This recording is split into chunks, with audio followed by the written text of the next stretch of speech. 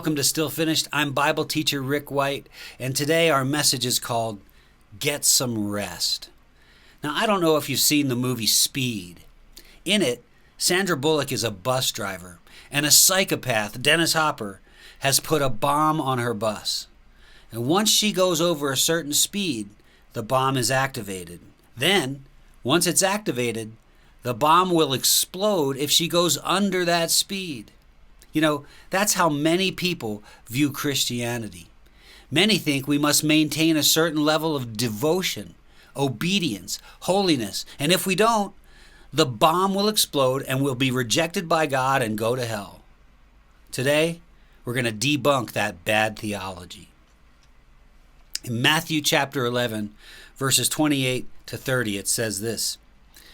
Jesus is speaking. He says, "Come to me, all of you who are weary and carry heavy burdens, and I will give you rest. Take my yoke upon you. Let me teach you, because I am humble and gentle at heart, and you will find rest for your souls. For my yoke is easy to bear, and the burden I give you is light." What is his command? Come to me. Well, how do we come to Jesus?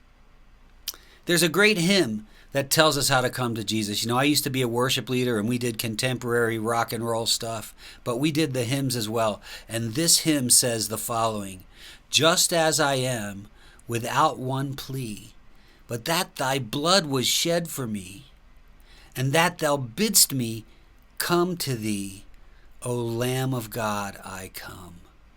How do we come? Just as we are, because he asks us to. That's what he's doing in this verse in Matthew. Who does he address this to? All of you who are weary and carry heavy burdens. Man, you know, with wars and what's going on in Iran and elections and debates and riots and chaos, we have a lot to be weary and burdened about. Let me tell you what I think is one of the biggest sources of being weary and heavy burdened. Religion. Now, I don't mean true religion as the Bible teaches it. I mean religious obligation, duty, and moral codes. These wear us down because we can't do them. I have met so many burned out Christians who say, "I still love Jesus, but I can't deal with church." Usually what they mean is they can't deal with the judgmental, legalistic BS that's prevalent in today's churches. But I think the main people he addresses this to are those who are weary of not living up and are burdened by their sin and trying to behave, and they're tired. Why should we come to him? Because he will give us rest. Rest from what? Rest from the guilt and power of sin. Your sin and my sin causes so much of our burdens. There are consequences to sin, right?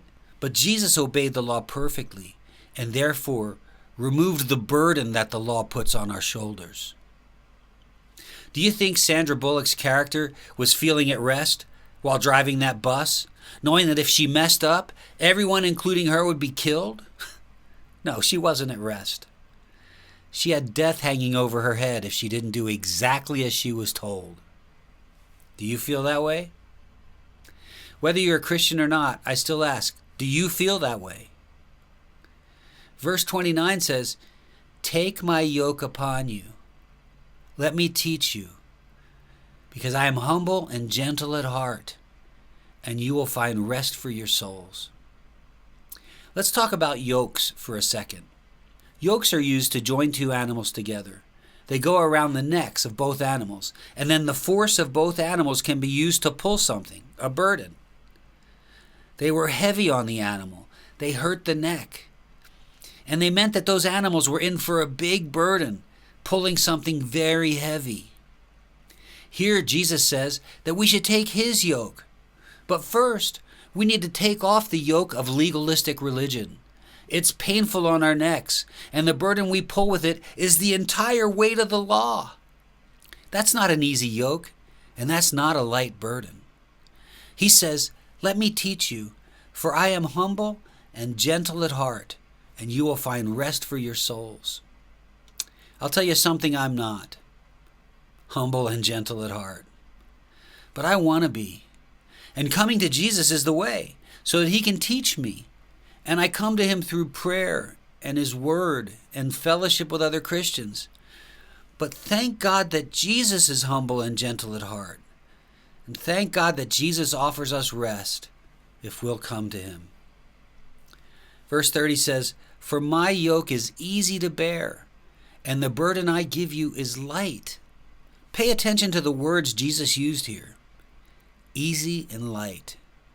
Religion is neither easy nor light, but your relationship with Jesus should be, because that's what he came to do, to remove the burden of sin and guilt and of religious ordinances, and instead complete the requirements for our salvation himself, and then give us rest. If you're not a Christian, do you feel like God has given you standards that you cannot live up to?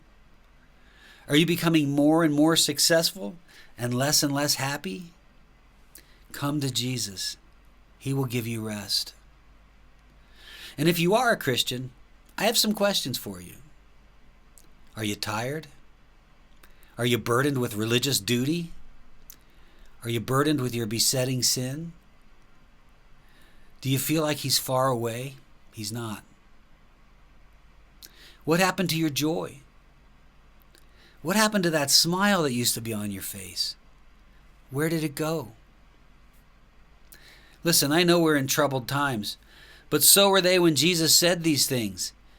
Israel was occupied by Rome. A Roman soldier could just come up to you and execute you if he wanted to. Yet in the midst of all of this, Jesus said, come to him for rest. Christian, come to Jesus. Not for salvation. That's already happened once and lasts forever for you. Come to Jesus with your burdens. Give them to him and let him give you rest in exchange. You can actually be resting while carrying the Lord's burden and wearing the Lord's yoke, because they're light and easy. In the midst of doing the Lord's work, you can find rest for your soul. It takes faith to be able to live this way. And I lack faith a lot of the time. So what can we do about it? Well, the Bible has a method for increasing your faith. Romans 10:17 says, "So faith comes from hearing." That is, hearing the good news about Christ. Christian, did you catch that? Faith comes from hearing the gospel. Preach the gospel to yourself. You never outgrow the gospel, ever.